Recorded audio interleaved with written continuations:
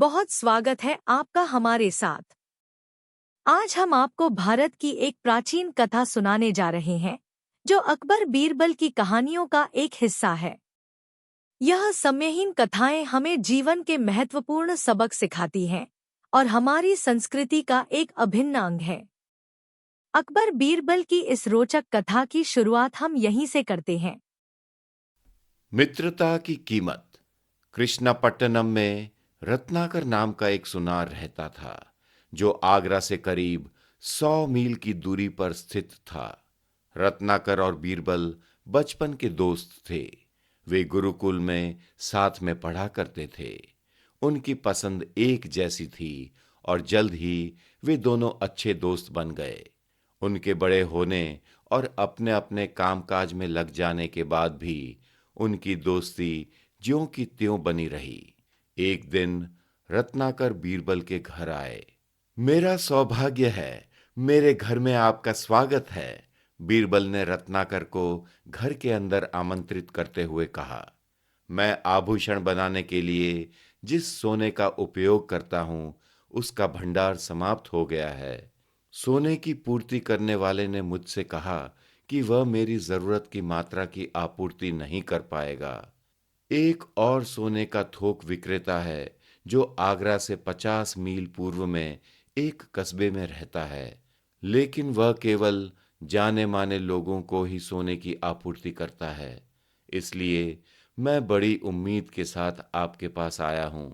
आपको तो सभी जानते हैं, रत्नाकर ने बीरबल से कहा। मैं चाहता हूं कि आप मेरे साथ चलें। ठीक है, मैं आपके साथ वहां चलूंगा, बीरबल ने कहा, और वे नगर की ओर निकल गए। चूंकि बीरबल राज्य के बहुत प्रतिष्ठित व्यक्ति थे, इसलिए उनके मित्र होने के नाते रत्नाकर आसानी से अपना मनचाहा सोना खरीद सकते थे। उन्होंने अपनी वापसी की यात्रा शुरू की, लेकिन इस बार एक अलग रास्ता अपनाया।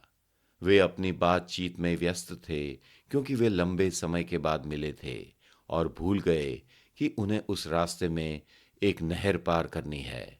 नहर के करीब पहुंचने के बाद उन्हें इस बात का एहसास हुआ। सौभाग्य से एक पुराना पुल था, जो इसे दूसरी तरफ से जोड़ता था।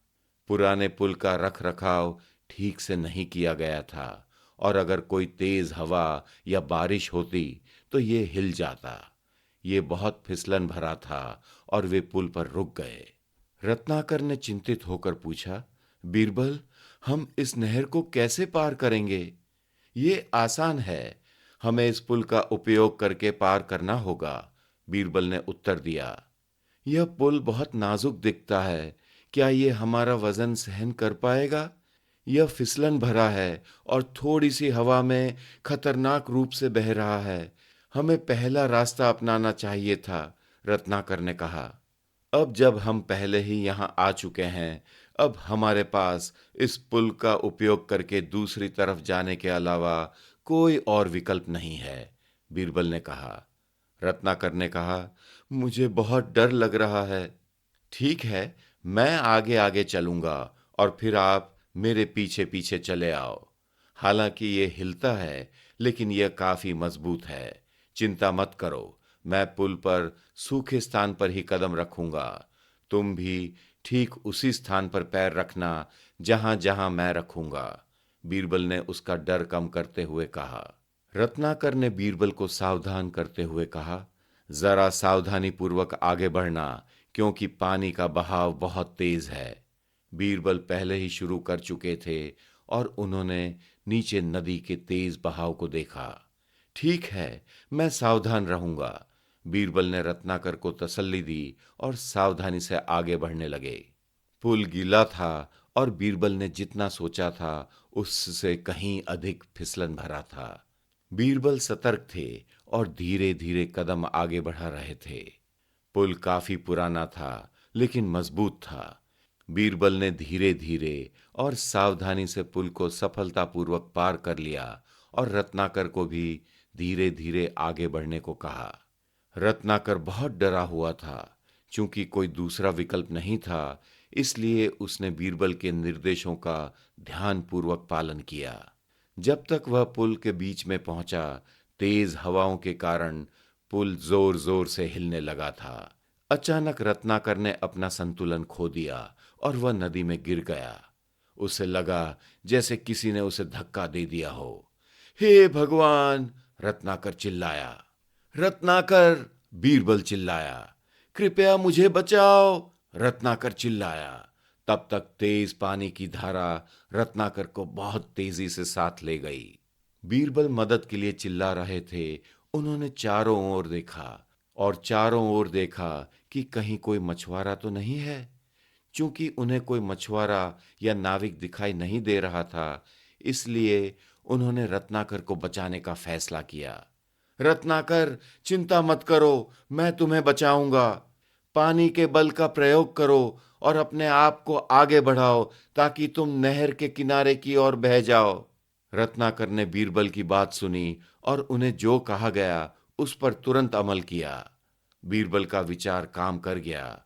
धीरे धीरे और लगातार वह नहर के किनारे की ओर बढ़ने लगा।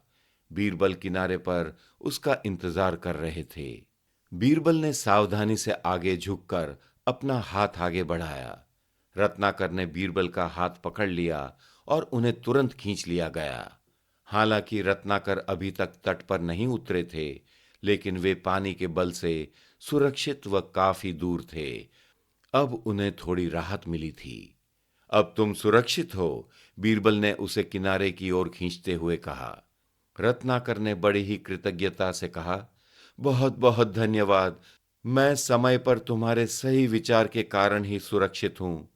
अगर तुम मुझे पानी के बहाव को अपना आधार बनाकर उसी दिशा में धीरे धीरे किनारे की ओर आने का उपाय नहीं बताते, तो शायद आज मैं जिंदा नहीं बचता।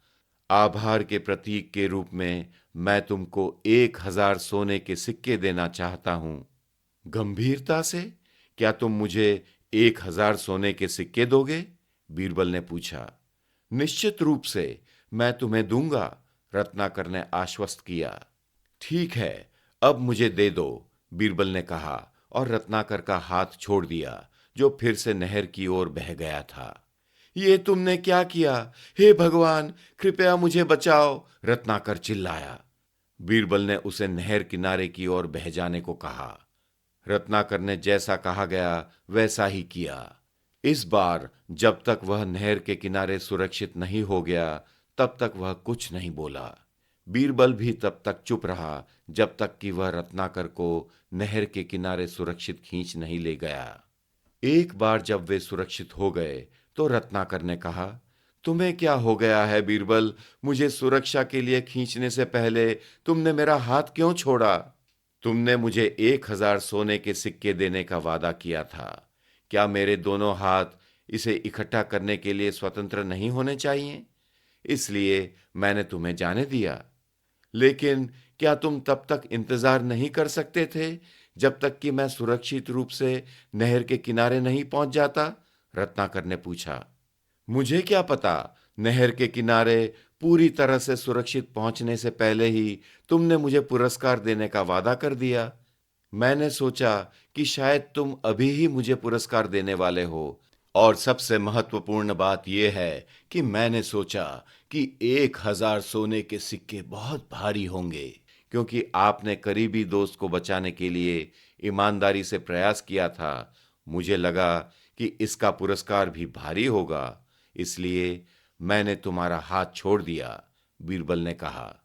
रत्नाकर को अपनी गलती का एहसास हुआ। बीरबल ने अपने बचपन के करीबी दोस्त की मदद करने की कोशिश की थी और उसने किसी उपहार की उम्मीद नहीं की थी। उसने बीरबल का हाथ पकड़ा और नम आंखों से क्षमा याचना की। रत्नाकर ने कहा, बीरबल, कृपया मुझे क्षमा कर दो। मुझे तुम्हारी मदद के बदले में पुरस्कार देने की बात नहीं करनी चाहिए थी। दोस्ती का कोई मोल नहीं होता। बीरबल ने मुस्कुराते हुए कहा, करीबी दोस्तों के बीच माफी या धन्यवाद की कोई जरूरत नहीं है। रत्नाकर की आंखों में खुशी के आंसू थे और उन्होंने आगरा की यात्रा जारी रखी। इस कहानी से हमें यह शिक्षा मिलती है कि जल्दबाजी में लिए गए फैसले अक्सर हमें परेशानी में डाल देते हैं। इसलिए हमें हर निर्णय सोच समझकर लेना चाहिए। आप इस तरह की और रोचक कहानियों का आनंद ले सकते हैं स्टोरी वेव्स ऐप पर, जिसे आप एप्पल या एंड्रॉयड ऐप स्टोर से डाउनलोड कर सकते हैं। एक स्टोरी वेव्स सब्सक्रिप्शन महज $1 से कम प्रति माह में आता है, जो आपके परिवार के लिए उच्च गुणवत्ता वाली कहानियों को लाने का सबसे सस्ता तरीका है। स्टोरी वेव्स ऐप पर सभी नए कहानियां उपलब्ध हैं और सबसे रोमांचक सामग्री केवल ऐप पर ही। हमें YouTube चैनल पर सब्सक्राइब करें और इंस्टाग्राम, टिकटॉक और स्पॉटिफाई पर स्टोरी वेव्स को फॉलो करें ताकि आप आगामी सामग्री के बारे में अपडेट रहें। आपको यह कहानी सुनने के लिए धन्यवाद।